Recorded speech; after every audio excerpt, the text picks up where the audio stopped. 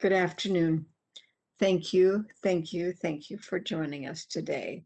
It is indeed my pleasure today to introduce you to Dr. Kalisha Waldon, excuse me. And Kalisha is an instructor with our College of Education, but she is also an instructor and I believe department chair for Palm Beach State in their College of Education. And she brings a great deal of background.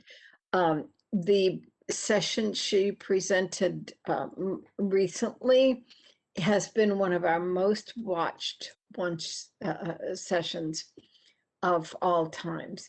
So you are in for a treat today. Thank you. And Kalisha, I'm going to turn it over to you. All right. Good afternoon. I hope everyone can hear me. I'm just going to turn on my camera briefly so you can see who I am. And then I'm going to turn my camera off so that all the attention can be given to our presentation. But as Dr. Judy has introduced me, I am Dr. Kalisha Waldon. And I am so excited to be back with you this afternoon to just share for a few moments an online platform that has really been a game changer in many of my classes. And that online platform is called Nearpod. And I'm not only going to present on Nearpod or to tell you about Nearpod, I'm also going to be demonstrating Nearpod for you, what a student would see and what you as the instructor would be able to see. Today's agenda is quite short. I'm going to first start off with talking to you about what Nearpod is. And then I'm going to give you a live demonstration of some of the features. And then I'll leave time at the end for you to ask any questions, and I'll be more than happy to provide answers to them. All right, so here's your first opportunity. As you can see, as an instructor, can hide the names of the students so that if you're sharing out anything, the students' names won't be associated with it. So I'm going to go ahead and ask you to provide an answer to this question. What has been your experience with Nearpod? A, B, or C?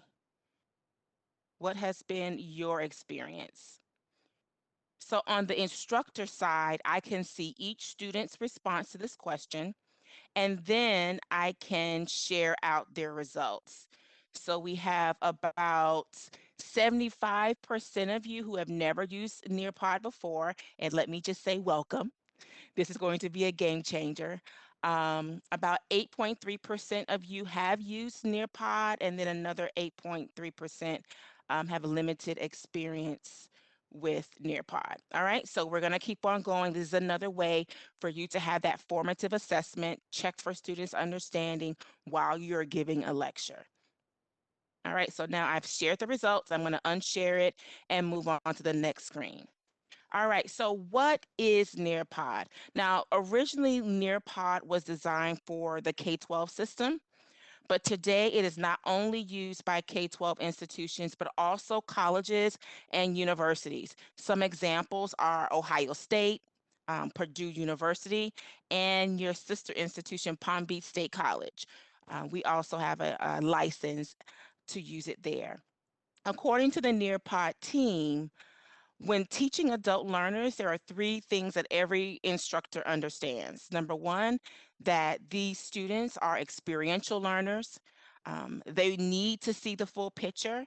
And just like younger learners, they need to feel respected and valued. So Nearpod would allow you to address all of these needs with ease. Nearpod is a comprehensive student engagement platform that helps you as an educator really transform your lessons into interactive and engaging learning experiences. It allows you to take what you've already created, so those PowerPoint presentations or lectures, videos that you've created, documents that you've created that you've saved in the form of PDFs. It allows you to take those same materials and upload them into the system or into the platform and include some interactive features such as polls, collaborative discussion boards, quizzes, interactive videos, virtual field trips, etc. So not only can you upload your own video, but you can upload YouTube videos, etc. And it allows you to be able to infuse questions inside of your videos as another form of assessment. Okay. Nearpod is compatible with mobile devices, and as a bonus, it can easily be integrated into Canvas. So those grades from the quizzes that you may create, etc., they can be easily transferred into Canvas. You can use Nearpod with all modalities, so face-to-face, hybrid, remote, fully online. This is a platform that can be used with any modality. So on your screen, you should see a quiz question. Go ahead and answer your 2 quiz questions. And I also want to point out that if you choose the teacher option to display the video, then they will not see it on their device or on within the tab that they're viewing. They will have to go back to the screen that the teacher is projecting. So that works well in a face-to-face class. But if you're in a remote setting and you want the students to see the video on their particular device, there is a function for that to happen. So you will have to go back to where I am presenting on WebEx to see the question, and then on your device or your web tab or your tab in your browser, you'll see the answer choices. Great question in the chat. Is this always for real-time sessions? No. You can decide whether you want it to be an interactive live session or if you want it to be paced where the students are able to go through this by themselves. Great question. And you can post that link in Canvas for them to be able to use as a study aid or to review the lecture. So it's not only for real-time sessions or interactive live sessions, it can also be for the self-paced sessions as well for students.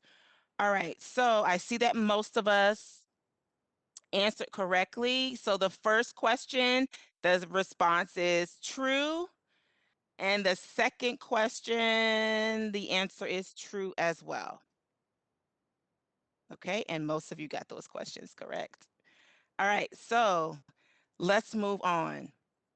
So here is another feature in Nearpod, which my students love, and it's a collaborative discussion board.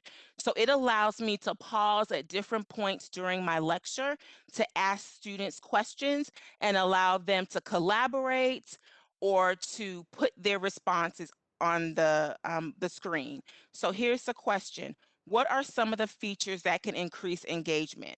So when you're looking at Nearpod and what we spoke about so far, what are some features that can increase engagement in your class? Go ahead and share your thoughts. So on your screen, you should see at the bottom, share thoughts and our images here so that you can post your feedback to this question. What are some of the features that can increase engagement? Okay, so I see activities, collaborative boards, videos, video discussions, reflections. Yep. Remember, you also have the polls because we did a poll. You also have quizzes that you can incorporate. Some other things that you can do or add would be virtual field trips. You can add those as well. You can add PDFs or documents that students can annotate. And yes, that personalized feedback as they are going through those quizzes, they can get that option as well. Yep, someone added that picture, the free virtual field trips. Awesome. So those are all ways that you can increase engagement in your courses, whether no matter what the modality is, Nearpod just takes those lessons to another level.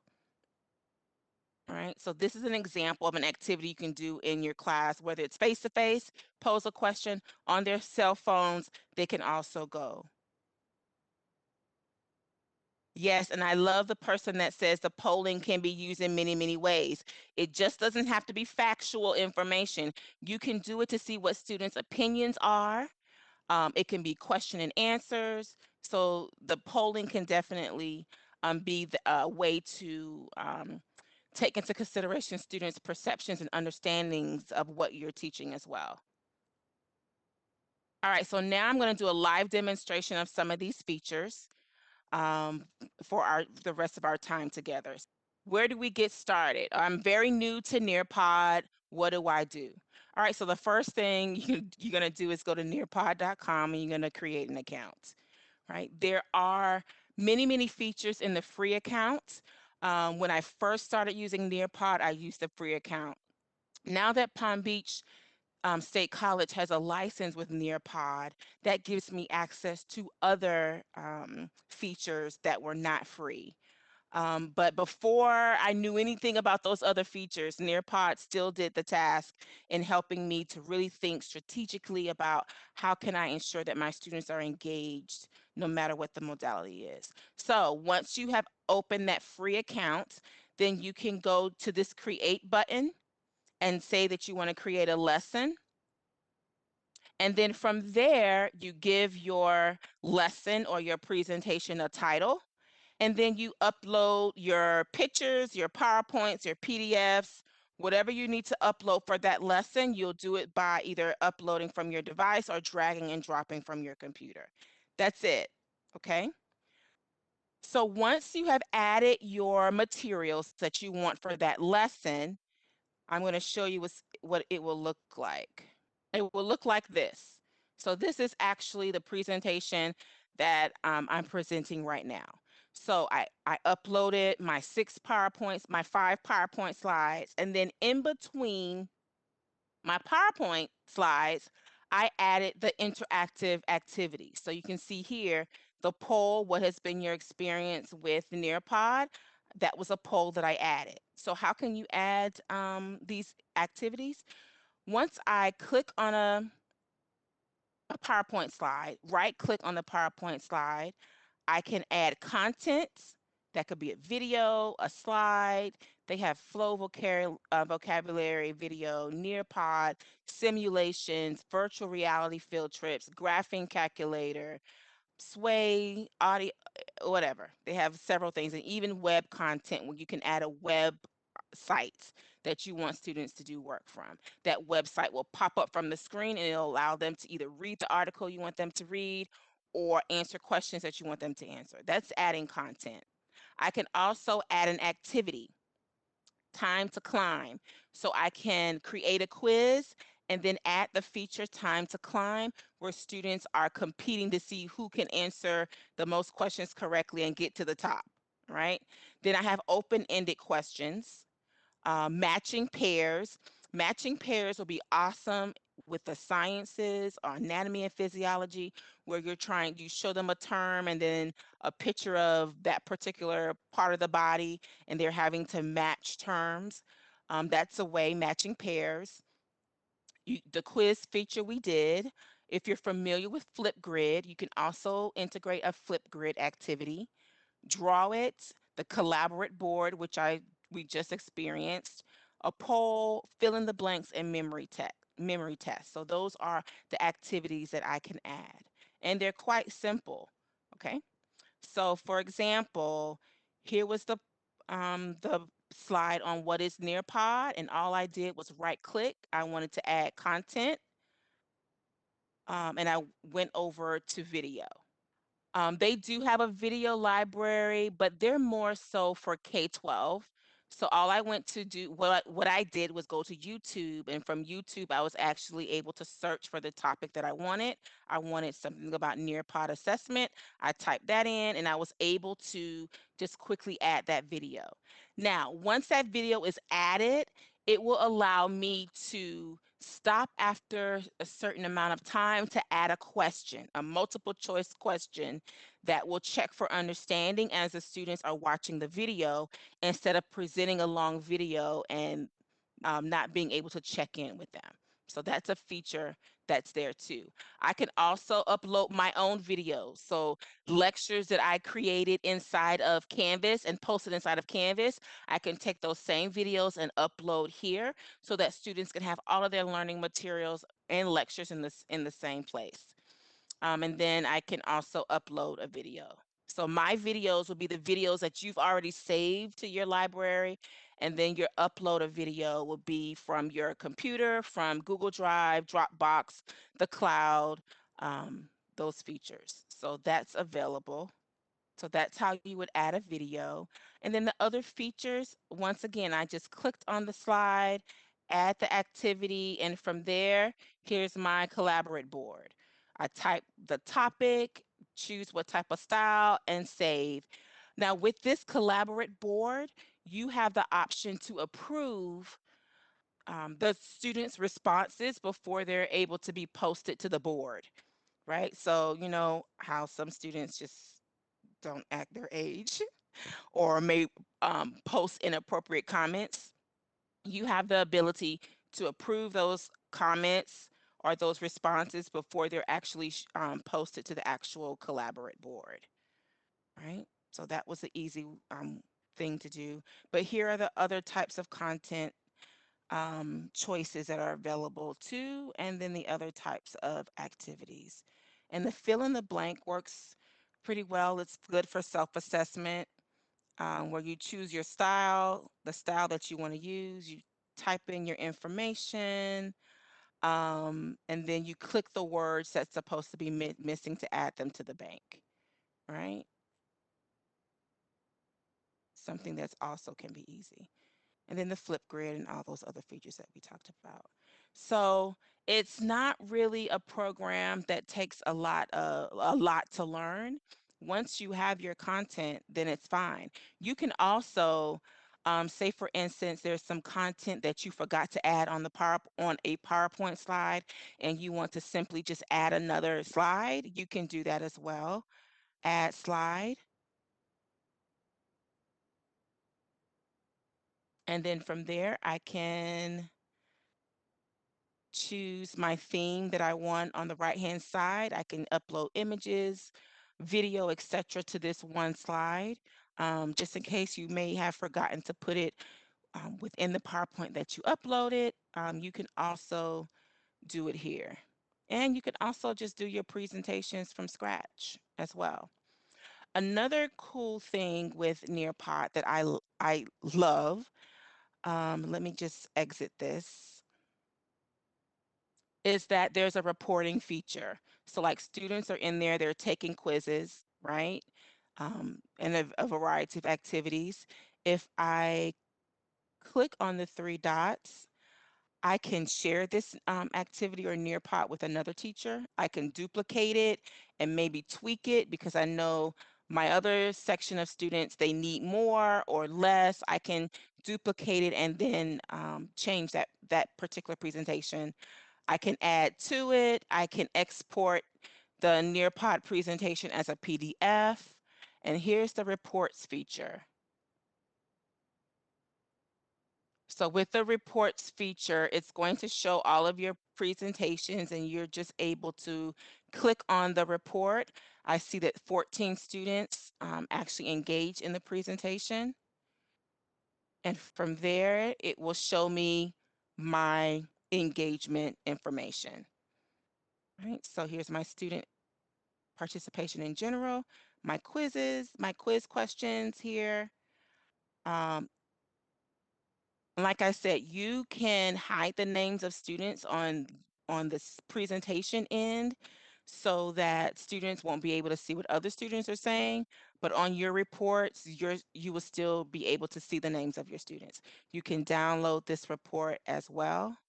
All right, and then whatever was on that class board from your collaborate board, you'll be able to see that as well. I don't believe FAU has a license for this, but I have used this in both my synchronous and my asynchronous courses. For my fully online courses, let me show you what I do. There is a free version. Definitely there's a free version. There are some features that are not in the free version, but I couldn't tell you the difference. I was really able to really engage my students with the free version without knowledge of what the paid version included. So if you were using this in the K-12 setting, look at all the lessons that they already have prepared in Nearpod. Right? You may even be able to find some content depending on what you teach that you may be able to use. You can actually edit other people's Nearpods and save it as your own as well as a part of the Nearpod community. So that's really awesome. So this is where you will decide whether you want it to be live or student pace. If you want it to be student pace, then you can embed it. You can take the embed code or a link and you can post it to your Canvas site, right? And it'll tell you how many days it will be valid for. Okay. All right. All right. So yes, it can be used in both major modality. Any questions? I'm going to stop sharing and I'm going to entertain questions for that our last 15 minutes. So yes, it can be integrated in your Canvas course. Actually, it's one of the apps for Canvas. However, if there is an issue with integrating, you can always post the link and they can still navigate to Nearpod through the link that you post. Yes, you can use this with Blackboard as well. It is, you can use it with Blackboard, you can use it with Teams, you can use it with Canvas. It's something that you can use with a variety of learning management systems. Yes. And right now at Palm Beach State, we have Blackboard. So I use it in my Blackboard courses, and now we're being trained because we're transitioning to Canvas for the fall. So now our faculty, they're going through training on how to use Nearpod in Canvas. Yes, the videos that are there are from Creative Commons, but I would just verify that before incorporating them. But a lot of them come from YouTube, and many of the YouTube videos have Creative Commons stuff in there. Any other questions?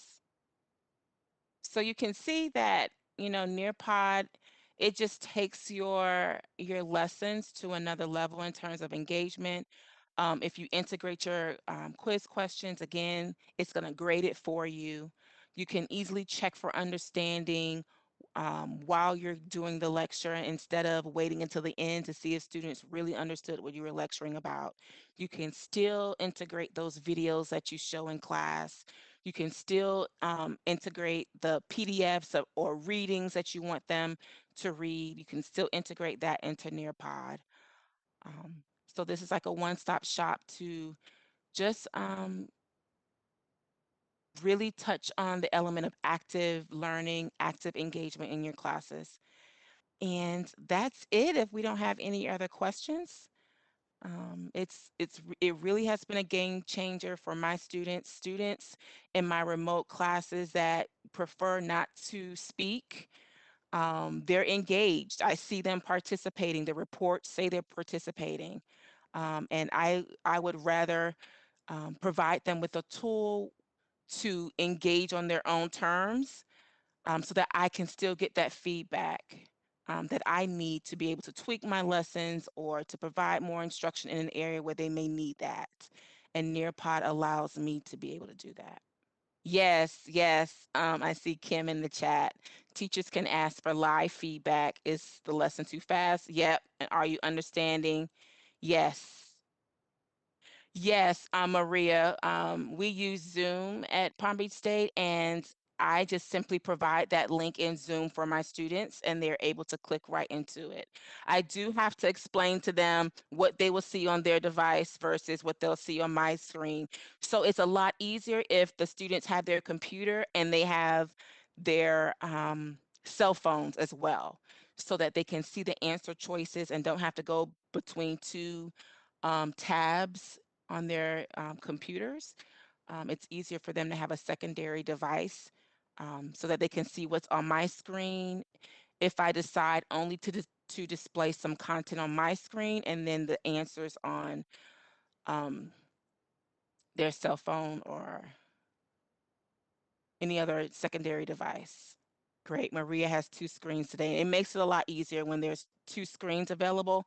However, it doesn't have to be that way because you can select the feature for them to be able to do it self-paced or to view the video on their own and answer the questions. And then you can always resume the lecture. Okay.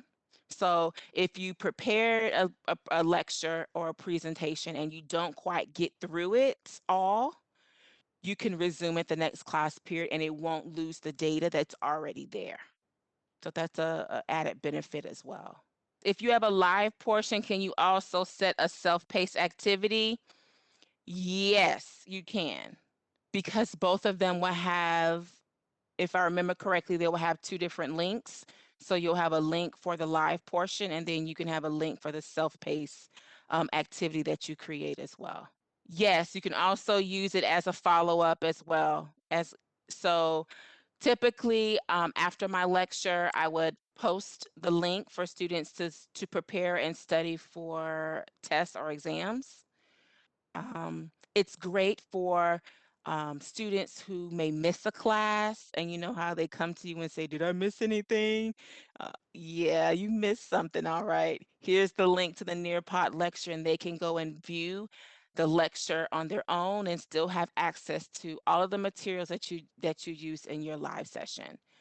So I thank you once again for allowing me to share this resource with you, and best wishes to using it. There's tons of resources on YouTube if you want um, to even learn more than what I've shared today. Thank you.